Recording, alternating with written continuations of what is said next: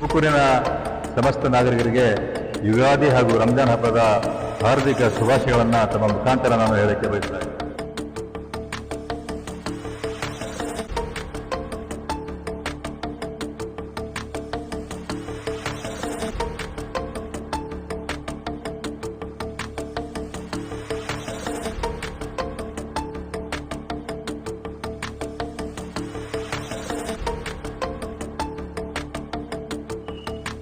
ಎಲ್ಲರಿಗೂ ನಮಸ್ಕಾರ.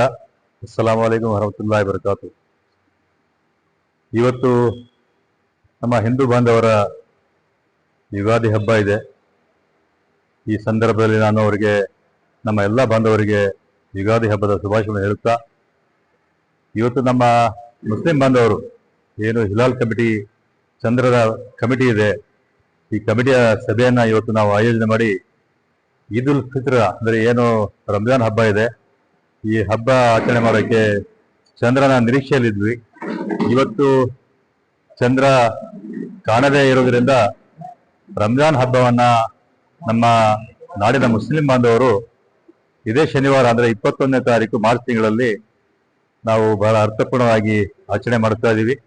ಈ ಶುಭ ಸಂದರ್ಭದಲ್ಲಿ ನಾನು ಎಲ್ಲ ಸಮಸ್ತ ನಾಗರಿಕರಿಗೆ ರಂಜಾನ್ ಹಬ್ಬದ ಹಾರ್ದಿಕ ಶುಭಾಶಯವನ್ನು ಕೂಡ ಹೇಳುತ್ತಾ, ಇವತ್ತು ಈ ಸಭೆಯಲ್ಲಿ ನಮ್ಮ ಧಾರ್ಮಿಕ ಗುರುಗಳು ಎಲ್ಲರೂ ಒಗ್ಗಟ್ಟಾಗಿ ಏನು 2 ಹಬ್ಬಗಳು ಬರ್ತಾ ಇದ್ದಾವೆ, ನಮ್ಮ ಹಿಂದೂ ಬಾಂಧವರು ಕೂಡ ನಾವು ಏನು ಈ ಶುಭಾಶಯಗಳನ್ನು, ಈ ಹಬ್ಬದ ಹಾರ್ದಿಕ ಶುಭಾಶಯಗಳನ್ನು ಹೇಳಿ ಒಂದು ಕೋಮು ಸೌಹಾರ್ದತೆಯಿಂದ ನಾವು 2 ಹಬ್ಬಗಳನ್ನು ಆಚರಣೆ ಮಾಡುವಂತ ಒಂದು ತೀರ್ಮಾನ ಕೂಡ ನಾವು ಮಾಡಿದೀವಿ. ಇದೊಂದು ಕೋಮು ಸೌಹಾರ್ದತೆ ಉಳ್ಳಂತಹ ಹಬ್ಬಗಳು ಇವಾಗ ಬರ್ತಾ ಇದೆ. ಯುಗಾದಿ ವಿಶೇಷವಾಗಿ ಹೊಸ ವರ್ಷದ ಒಂದು ಸಮಾರಂಭ, ಇದು ಸಮಾವೇಶ. ಇಂತಹ ಒಂದು ಹೊಸ ವರ್ಷದ ಸಂದರ್ಭದಲ್ಲಿ ಇವತ್ತು ಏನು ಬೆಲ್ಲ ಮತ್ತು ಬೇವನ್ನ ಏನು ನಾವು ನಮ್ಮ ಬಾಂಧವರಿಗೆ ಹಂಚ್ತಾರೆ, ಇದರ ಅರ್ಥ ಜೀವನದಲ್ಲಿ ಎಂತಹ ಒಂದು ಕಷ್ಟಗಳು ಅಥವಾ ಸುಖಗಳು ಬಂದ್ರೆ ಆ ಕಷ್ಟ ಸುಖಗಳನ್ನು ನಾವು ಎದುರಿಸಿ ಜೀವನ ನಡೆಸೋಣ ಅಂತ ಹೇಳ್ಬಿಟ್ಟು ಒಂದು ಸಂದೇಶವನ್ನ ನಮ್ಮ ಬಾಂಧವರು ಕೊಡ್ತಾ ಇದ್ದಾರೆ.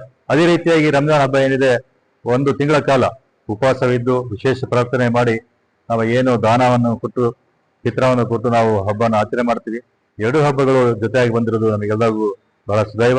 ಇದೇ ರೀತಿಯಾಗಿ ನಾವೆಲ್ಲರೂ ಮುಂದಿನ ದಿನಗಳಲ್ಲಿ ಕೋಮು ಸೌಹಾರ್ದದಿಂದ ಹಿಂದೂಗಳು ಹಾಗೂ ಮುಸಲ್ಮಾನ ಬಾಂಧವರು ಇಂತಹ ಹಬ್ಬಗಳನ್ನು ಆಚರಣೆ ಮಾಡೋಣ ಅಂತ ಹೇಳ್ಬಿಟ್ಟು ತಮ್ಮ ಮುಖಾಂತರ ನಾನು ಎಲ್ಲರಿಗೂ ಈ ಶುಭ ಸಂದೇಶವನ್ನು ಹೇಳಕ್ಕೆ ಬಯಸ್ತಾ ಇದ್ದೆ.